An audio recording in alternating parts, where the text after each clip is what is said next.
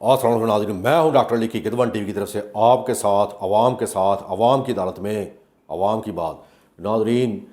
آج انتہائی اہم خبریں لے کے میں آپ کے ساتھ یہ کہہ لیں کہ شیئر کرنے جا رہا ہوں، بتانے جا رہا ہوں یا عیاں کرنے جا رہا ہوں۔ سب سے پہلے اتنی فرینزک انجینئرنگ کرنے کے بعد first thing first, let's not lose a subject, وہ یہ کہ کھوکھر برادران، لاہور کے کھوکھر برادران سیف الملوک کھوکھر صاحب اور ان کے بھائی افضل کھوکھر صاحب کی آج لاہور ہائی کورٹ میں پیشی ہوئی۔ ان کے اوپر کیسز تو ویسے بہت بنے ہوئے ہیں، مگر آج اس سلسلے میں یہ کھوکھر برادران پیش ہوئے ہیں وہ یہ کہ انہوں نے بہت زیادہ زمینیں اپنے نام کروائی ہوئی ہیں اور ان کے اوپر جو سرکاری ٹیکس بنتا ہے وہ نہیں دیا تھا۔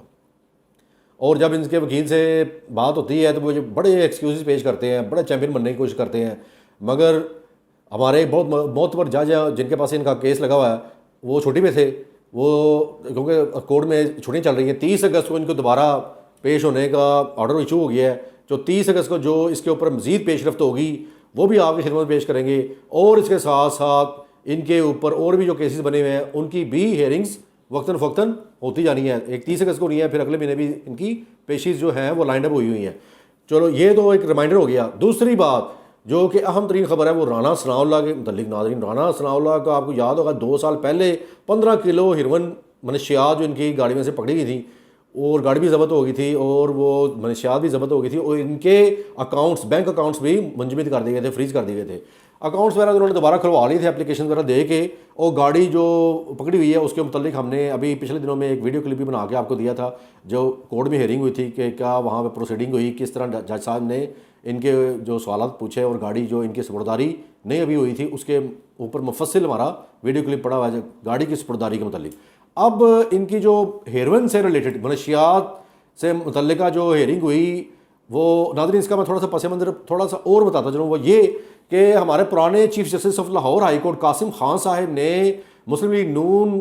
کے جتنے بھی رہنما جن کے کیسز چل رہے تھے لاہور ہائی کورٹ میں بڑی ان کو فیورز دیے ہیں، دیتے آئے تھے، مگر جب سے وہ ریٹائرڈ ہوئے ہیں اور ان کی جگہ پہ چارج سنبھالا ہے نئے chief justice of Lahore high court Amir Bhatti صاحب نے، انہوں نے ہر چیز کو کہہ لیں کہ نتھار کے رکھ دیا، دودھ کا دودھ اور پانی کا پانی کر دیا۔ اب وہاں پہ کسی کا بھی کوئی سیاسی اثر رسوخ نہیں چلتا، ہر کام ہر فیصلہ میرٹ پہ ہوتا ہے، ہر کیس کو قانون اور آئین کے مطابق لے کے چلا جاتا ہے، اور یہ وچ از ویری گڈ، اور یہ بہت اچھی بات ہے ہمارے لیے، بہت بڑی خوشخبری ہے پاکستان میں رہنے والوں کے لیے کہ قانون کی پاسداری جو ہے اب ممکن ہے، یعنی کہ ہو رہی ہے، نظر آ رہی ہے، بہت کہتے ہیں کہ فرق صاف ظاہر ہے۔ الحمدللہ اللہ تعالیٰ ان کو ثابت قدم رکھے۔ اسی طرح ہمارے chief justice of Lahore high court Amir Bhatti صاحب کو، انہوں نے اسپیشلی جتنے کیسز وہ ڈیو تھے پچھلے کئی سالوں سے، ان کے اوپر وہ جج صاحبان لگائے ہیں، بٹھائے ہیں کہ جن کی کریڈیبلٹی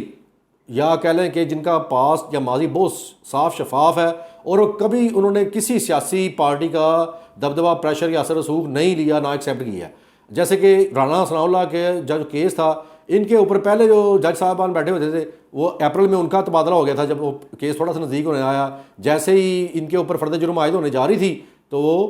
جج صاحبان وہاں سے تبادلہ کر کے دوسرے شہر میں ان کو بھجوا دیا گیا تھا۔ اب جو ان کے کیس کو دیکھ رہے ہیں وہ ہمارے بڑے معتبر جج صاحب ہیں، شیخ نعیم صاحب، جی جناب، وہ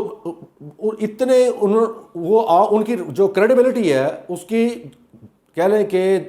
ہر بندہ گواہی دیتا ہے لاہور ہائی کورٹ میں، ہر بندہ جانتا ہے، ہم خود بساتے خود جانتے ہیں۔ کہنے کا مقصد یہ ہے کہ انہوں نے آج تک کبھی نہ میاں صاحب کا پریشر لیا، نہ زرداری فیملی کا، نہ پرائم منسٹر عمران خان صاحب کا۔ وہ ان کا کہنا ہے، یا انہوں نے جس چیز کو ہمیشہ مضبوطی سے تھامے رکھا وہ یہ قانون اور آئین جو انہوں نے حلف اٹھایا، حلف برداری کی تھی اللہ تعالیٰ کو حاضر نظر جان کے کہ میں قانون کے تمام تقاضے پورے کروں گا، جو میرے ذمہ ڈیوٹیز ہے، فرائض ہیں، ان کو بخوبی سر انجام دوں گا، تو اس کے اوپر وہ ڈٹے ہوئے ہیں۔ نعیم شیخ صاحب جو ہمارے بڑے معتبر جج ہیں، ان کی سربراہی میں رانا ثناء اللہ کا یہ کیس لگ گیا یہ ان کے ہیروئن والا منشیات 15 کلو منشیات جو ان کی گاڑی سے برآمد ہوئی تھی۔ ناظرین، اب آج جب اس کے اوپر ہیئرنگ ہوئی ہے تو رانا ثناء اللہ بھی پیش ہوئے اور ان کے وکیل بھی، اور نون لیگ کے بڑے بڑے رہنما بھی ان کے ساتھ تھے ان کے سپورٹ کرنے کے لیے کہ جی ہم آپ کے ساتھ ہیں۔ مگر جج صاحب وہ کہتے ہیں نا کہ بکرے کی ماں کب تک خیر بنائے گی، یہ لوگ اسپیشلی رانا ثناء اللہ اور ان جیسے جتنے بھی لوگ تھے یہ ہمیشہ سمجھتے تھے کہ عدالتیں ہماری مٹھی میں، جی جج صاحبان کو ہم جیسا یعنی کہ کریں گے ویسے ہوتا جائے گا۔ اب ایسا نہیں ہوگا، اب یہ بالکل یہ آج کی اس تاریخ سے یہ ہیئرنگ جو ہوئی ہے اسے ثابت ہو گئی یہ بات کہ لاہور ہائی کورٹ میں انصاف کے تمام تقاضے پورے ہوئے اور ہونے جا رہے ہیں اور ہوتے رہیں گے انشاءاللہ تعالیٰ بفضل خدا، آمین ثم آمین۔ میں اس کیس کے اوپر تھوڑا سا آپ کو ذرا پس منظر بتا دوں اور تھوڑی سی مزید معلومات دیتا چلوں کہ جب آج اس کے اوپر ہیئرنگ ہوئی ہے اور جج صاحب نعیم شیخ صاحب نے فرمایا کہ یہ کیوں نہیں ان کے اوپر 2 سال ہو گئے ہیں فرد جرم عائد ہوئی، جو اگر تو فرد جرم عائد ہونی تھی تو 6 مہینے کے اندر ہو جانی چاہیے تھی۔ تو جو پراسیکیوٹر تھے حکومتی سرکاری وکیل، انہوں نے پوری فائل جو ہے وہ کھول کے جج صاحب کے آگے رکھ دی۔ انہوں نے فرمایا کہ ہماری طرف سے کیس مکمل ہے یور آنر، مگر آپ کو تو پتہ ہی ہے کہ پچھلے 2 سالوں میں کتنی فیورز دی گئی ہیں ان کو۔ تو نعیم شیخ صاحب نے ان کو 11 ستمبر تک کا ٹائم دیا، جی جناب، ستمبر کی 11 تاریخ تک کا۔ ستمبر کی 11 تاریخ کو پہ ہیئرنگ ہوگی، اس پہ ساری جرا ہوگی، سارے مکمل جتنے بھی ڈاکومنٹیشن ہے، چاہے وہ رانا ثناء اللہ کی پارٹی کی طرف سے جمع کروائے جائیں گے، چاہے وہ حکومتی جو وکیل ہے ان کی طرف سے، مکمل اس کے اوپر پیپر ورک کمپلیٹ کر لیا جائے گا اور موسٹ لائکلی 11 ستمبر کو ان کے اوپر فرد جرم عائد ہو جائے گی انشاءاللہ تعالیٰ، اور پھر کیس پروسیڈ ہوگا اور جیسے جیسے اس کے اوپر مزید معلومات آئیں گی وہ بھی ہم آپ کے ساتھ شیئر کریں گے۔ اور اس کے ساتھ ساتھ ناظرین، سب سے بڑی خبر جو آپ کو تیسری اور اہم ترین خبر میں آپ کو پہنچانے جا رہا ہوں وہ یہ کہ کراچی میں جتنی بھی تاجر برادری ہے انہوں نے بغاوت کر دی ہے سندھ حکومت کے خلاف۔ وہ بھی کسی حد تک اپنی جگہ پہ ٹھیک ہے۔ آج فواد چودھری صاحب نے بھی یہ بیان دیا، وزیر اطلاعات اور نشریات جو ہیں پاکستان تحریک انصاف کی طرف سے، حکومتی وزیر ہیں، انہوں نے بھی یہی کہا کہ یہ جو پابندیاں لگانی ایس او پیز کے تحت یہ وفاقی حکومت کی طرف سے آرڈرز آتے ہیں، ایشو ہوتے ہیں، نہ کہ صوبائی حکومتیں شٹ ڈاؤن کر دیں، لاک ڈاؤن کر دیں اپنا پورا صوبہ۔ اور یہ ایک قسم کا ظلم بھی ہے ان لوگوں پہ بیچارے جو دیہڑی دار ہیں، جو روزانہ ڈیلی بیسس پہ تھوڑا بہت کما کے اپنے گھر والوں کا، بیوی بچوں کا خرچہ چلانے والے، ان کے اوپر بڑا ظلم ہے، ان کے ساتھ یہ زیادتی ہے۔ اور اسی سلسلے میں جو تاجر برادری ہے سندھ کی، انہوں نے بھرپور احتجاج ریکارڈ کروایا، اور جو ایک انتہائی اہم اور لیگل ویلڈ پوائنٹ جو انہوں نے اٹھایا وہ یہ کہ یہ جو بلز آتے ہیں ہمیں، چاہے وہ بجلی کا ہے، چاہے ٹیکس کی صورت میں، یا کاروباری جو ہمارے اوپر ٹیکس لگے ہوئے ہیں، وہ تو جوں کے تو رہتے ہیں۔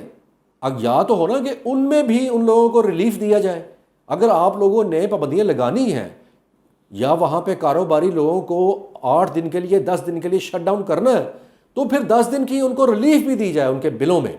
یا ان کے جو گھر کے اخراجات ہیں ان میں بھی۔